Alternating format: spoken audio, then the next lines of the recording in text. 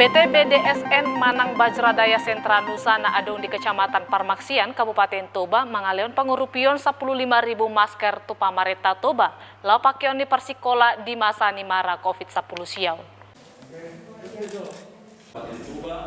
Pangurupionon di pasahat PLH Direktur PT BDSN Amang Bambang Suharsono, tu Bupati dohot Wakil Bupati Toba Amang Poltak Sitorus dohot Amang Tony Simajutak di ruang staf ahli kantor Bupati di hari Selasa tanggal 30 bulan Toluna Salpu.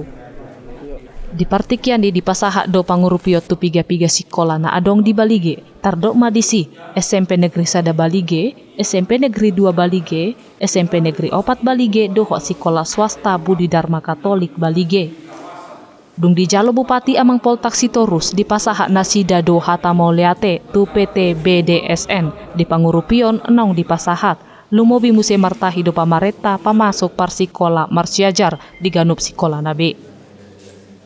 Dan tipe maskernya dengan tipe yang kain, jadi bisa dipakai dicuci ulang supaya bisa dipakai berkali-kali. Dalam waktu dekat kami masih berencana ini, tergantung nanti keputusan daripada Provinsi Sumatera Utara, karena saya dengar untuk kebutuhan untuk keperluan masker di SMA itu wewenangnya ada di provinsi ya.